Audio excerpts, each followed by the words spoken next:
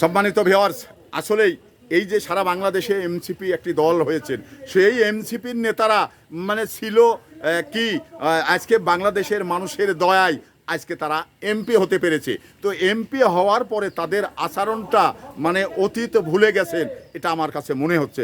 কারণ এই হাসনাত আবদুল্লাহ একদিনে ৭০ টাকা ভার্সিটির খরচ, এই ৭০ টাকায় সে ভালো মন্দ খেতে পারেনি এবং রিক্সা ভাড়া দিয়ে ভার্সিটিতে যাবে সেটাও কিন্তু তারা যেতে পারেনি। তো সেই মানুষগুলো আজকে এই বাংলাদেশের মানুষের দয়ায় আজকে তারা এমপি হয়েছেন, আজকে একটি রাজনৈতিক দল খুলেছেন। তো ভালো কথা, মানুষ এই বিপর্যয়ের মধ্য দিয়েই মানুষ স্বীকৃতি পেতে পারে। তো স্বীকৃতি পেলেই অতীত মানুষ ভুলে যাবে এবং আসলেই তারা যে কত টাকার মানুষ হয়েছে। একটি জিনিস আপনি বলুন, এই হাসনাত আবদুল্লাহ একজন রাজমিস্ত্রির ছেলে, তো সে বিলাসবহুল গাড়িতে চড়ে বেড়াচ্ছে, এই টাকাটা কোত্থেকে আসলো একটু আপনারা বিবেচনা করুন।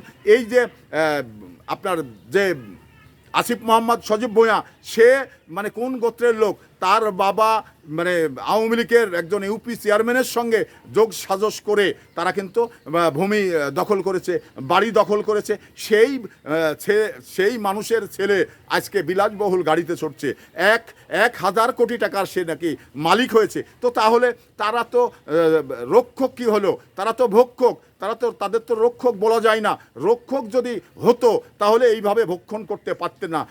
যদি যাদের কাছে এই বাংলাদেশ নিরাপদ নয়, তারা কিন্তু বাংলাদেশের হাল ধরার অধিকার নেই, এটা আমি মনে করি। তো সে জায়গা থেকে এই বাংলাদেশে ছিল তারা কোন প্রকৃতির মানুষ এবং কোন গোত্রের মানুষ, সবাই কিন্তু আওয়ামী লীগ করতো, ছাত্রলীগ করতো, এই সার্জিস ছাত্রলীগ করতো, হাসনাত আবদুল্লাহ ছাত্রলীগ করতো, এই নাহিদ ছাত্রলীগ করতো। কারণ এখানে ওই যে একটি কথা আছে, ঝড়ে বগ পড়ে গেছে, ফকিরের কেরামতি বেড়ে গেছে, এই হলো তাদের উদ্দেশ্য। তো এখানে আমরা এই যে কথাটি বলি, কারণ আজকে আসিফ মোহাম্মদ সজীব ভূঁইয়া 1,000 কোটি টাকার মালিক, সে কোত্থেকে পেল এবং তার কি উৎস আছে এই টাকাগুলো আসার? তো আমরা সারা দেশে দেখেছি যে সে এই পৌরসভায় বা সিটি কর্পোরেশনের প্রশাসক নিয়োগ করায় কোটি কোটি টাকা নিয়েছেন। এই গাজীপুর থেকে প্রায় 20 কোটি 30 কোটি টাকা নিয়েছেন, ঢাকা উত্তরের 20 কোটি 30 কোটি টাকা নিয়েছেন এবং দক্ষিণে নিয়েছেন।